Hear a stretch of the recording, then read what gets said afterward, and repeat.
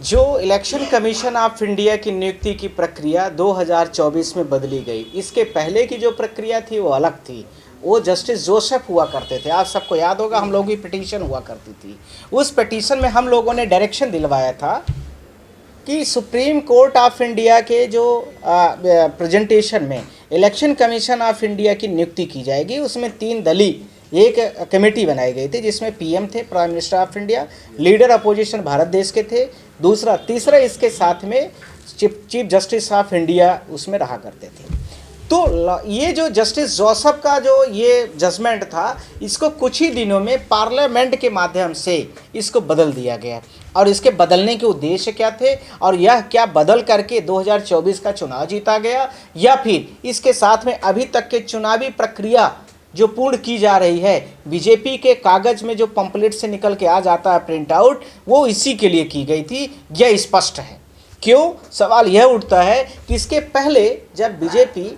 ये सारी चीज़ों को जब फ्री और फेयर इलेक्शन के बारे में समझ रही थी, तो उसको क्या आवश्यकता थी कि चीफ जस्टिस ऑफ इंडिया को रिप्लेस करके अपने ही पार्टी के व्यक्ति को रख दिया जाए। किसी दूसरे दल का भी व्यक्ति हो सकता था, थर्ड पार्टी का भी हो सकता था, किसी और अलायंस का भी हो सकता था, अपने ही पार्टी का, अपने ही सबऑर्डिनेट का, अपने ही कैबिनेट का व्यक्ति को वहाँ रखने का क्या अभिप्राय है? इससे अभिप्राय स्पष्ट था कि आपको यह डेमोक्रेटिक स्ट्रक्चर जो जस्टिस जोसेफ ने दिया था उस पर भरोसा नहीं था। आपको चीफ जस्टिस ऑफ इंडिया का प्रेजेंटेशन और इसके साथ में लीडर अपोजिशन का रहना भी वहाँ उचित नहीं लगा था। आपको लगा था कि जो हम इस समय पर इलेक्शन कमीशन की नियुक्ति करेंगे, जिसके ऊपर ये कोई भी आरोप प्रत्यारोप नहीं लगा पाएंगे और न ही उस व्यक्ति की नियुक्ति की प्रक्रिया में कहीं रोक लगा पाएंगे। जैसा कि आप सबने अभी 3 दिन पहले देखा है कि 70 सीबीआई आईपीएस ऑफिसर के नाम जो है प्रधानमंत्री के ऑफिस कार्यालय में दिए गए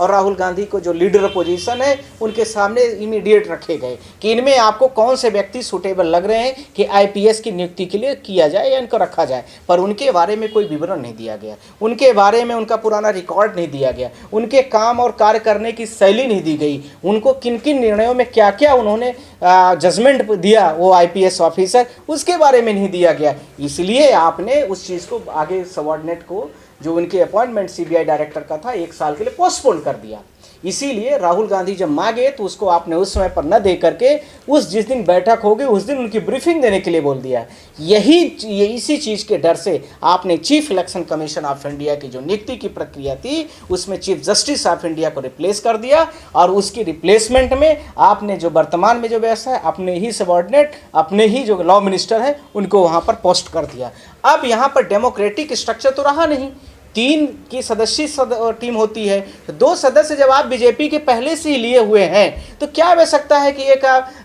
जाहिर सी बात है कि जो आपका सबऑर्डिनेट होगा आपके अगेंस्ट में नहीं जा सकता है।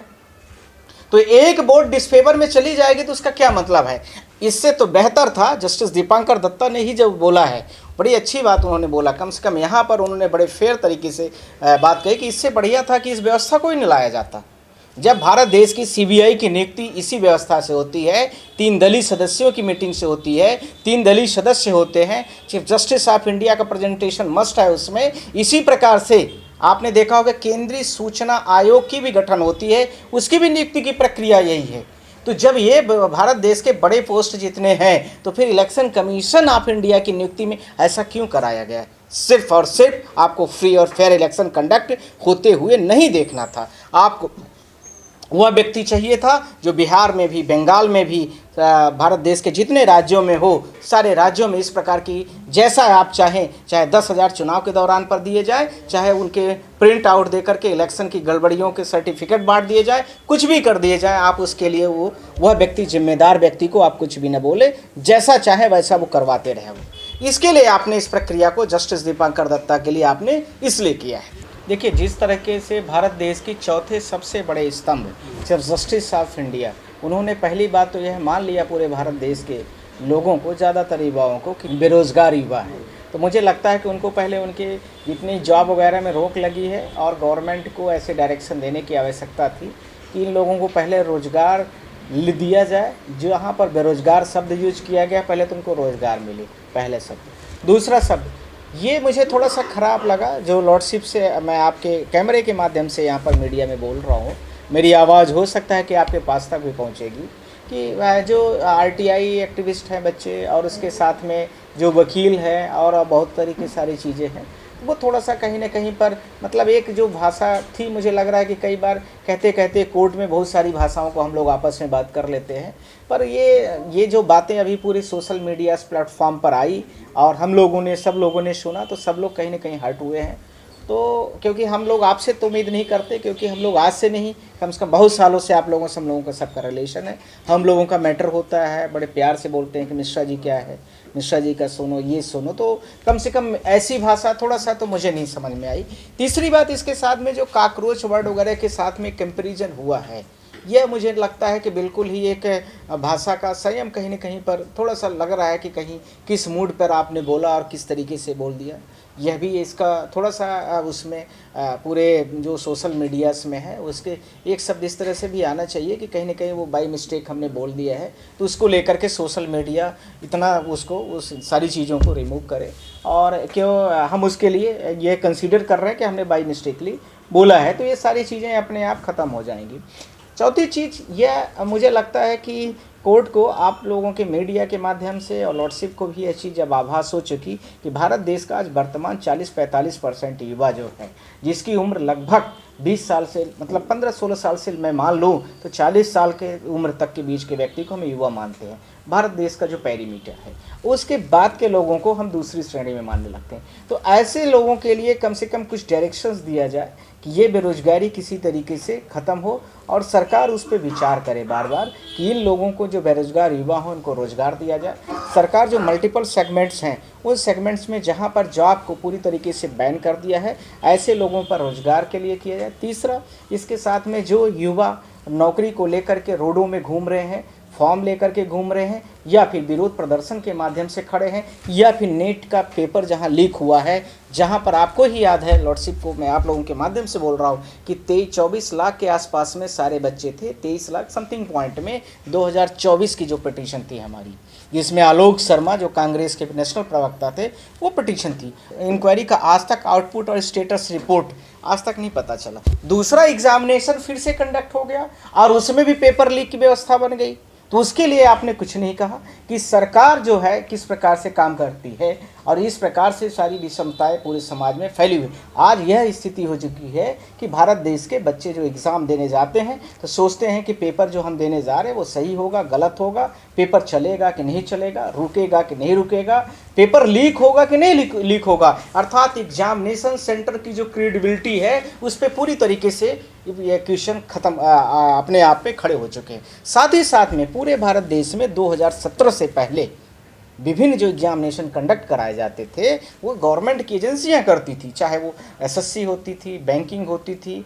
पीसीएस स्टेट में होता था, सेंट्रल में देखें तो यूपीएससी एग्ज़ाम कंडक्ट करती थी। ये विभिन्न एजेंसियां थी, विभिन्न प्रकार के डिपार्टमेंट थे। जो कार्मिक मंत्रालय भारत देश का होता है, जो 59 मंत्रालय भारत देश के सेंट्रल गवर्नमेंट के अधीन में है, उनके अंदर की ये बातें होती। पर आज यह व्यवस्था बन चुकी है कि भारत देश की जो एग्जामिनेशन एनटीए की स्थापना जो 2017 में की गई वो एक ऑर्गेनाइजेशन, एक एनजीओ की तरह है।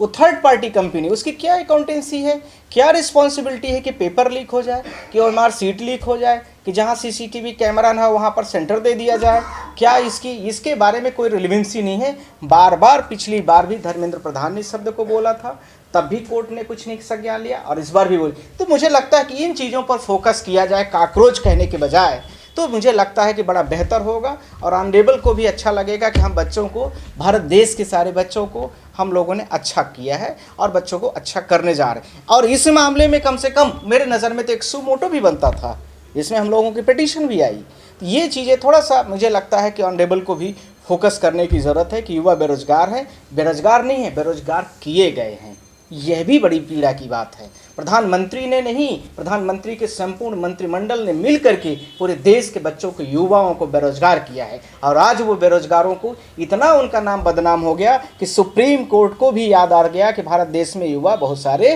बेरोजगार हैं। और मुझे लगता है कि उनकी तुलना जिस प्रकार से होने लगी है वो थोड़ा सा गड़बड़ है। इसके लिए ये बच्चे नहीं, यह इसके लिए सरकार जवाबदेह है। सरकार में बहुत सारे जिम्मेदार लोग बैठे हैं, उनको भी काकरोच कहना चाहिए। कई बार छोटे पदों में आसीन बहुत सारे लोग होते हैं, वह भी काकरोच के दायरे पर आते हैं और सुबह शाम किसी नेता के दरबार में जाते हैं और उसके बाद उनको अपॉइंटमेंट मिल जाता है, चाहे वो किसी भी डिपार्टमेंट और विभाग का व्यक्ति क्यों ना हो। मुझे लगता है कि लॉर्डशिप को नीचे से ऊपर तक का बड़ा अनुभव है और उनको काफी नॉलेज भी है इस चीजों को लेकर के, तो उनको भी सारी चीजों को समझ में आया होगा और इस तरीके से सारी चीजें हैं भी। तो सारे विभाग में अच्छे और बुरे, बुरे और अच्छे सब तरह से लोग होते हैं, पर ये इस तरह से हम तो अपने चीफ जस्टिस की इस तरह से बातें आई तो मुझे देखिए थोड़ा हर्ट हुआ, तभी मैंने इस पीड़ा को आप लोगों के सामने भी रख दिया कि मुझे लगा कि थोड़ा दुखदाई सबके लिए है। साहब ने ये कहा कि जो एलएलबी की डिग्रियां हैं वो मोस्टली फर्जी हैं, उनको खुद ही ले लेना है, उनको खुद ही मांग कर लेना है। क्या मैं अब इस भाषा में कौन सर्वोपरि है? कोर्ट सर्वोपरि है कि सीबीआई सर्वोपरि है कि बीसीआई सर्वोपरि है, बार काउंसिल ऑफ इंडिया कौन सर्वोपरि है? यह तो देखिए बड़ा भ्रम का विषय आप लोगों ने उत्पन्न कर दिया। पर सुप्रीम कोर्ट ऑफ इंडिया खुद ही डायरेक्शन दे सकती है, खुद ही सुमोटो ले सकती है कि जितने जो प्रैक्टिशनर लॉयर हैं, जो कोर्ट में प्रॉपर तरीके से प्रैक्टिस करते हैं, उनको इस नाम से जाना जाएगा, जैसे वो लॉयर है या कुछ भी। जो लोग मतलब प्रैक्टिशनर नहीं हैं तो वो भी वकील, उन्होंने भी डिग्री लिया है, तो उनके लिए भी कुछ एक डिफरेंट टाइप का सिंबल्स का यूज करके उनको भी बता दिया जाए कि ये लॉयर ये भी है पर प्रैक्टिस नहीं करते थे। एक हो गया परफॉर्मिंग से एडवोकेट, एक हो गया नॉन परफॉर्मिंग एडवोकेट, जो दूसरे फील्ड में कर रहा है उसमें क्या दिक्कत है। तो जो कोर्ट के लिए जाता है, डिस्ट्रिक्ट कोर्ट जाए, लोअर कोर्ट जाए, हाई कोर्ट जाए, सुप्रीम कोर्ट जाए, उसके लिए एक अलग हो गया, और जो नहीं जा रहा है उसके लिए एक अलग व्यवस्था हो गई कि ये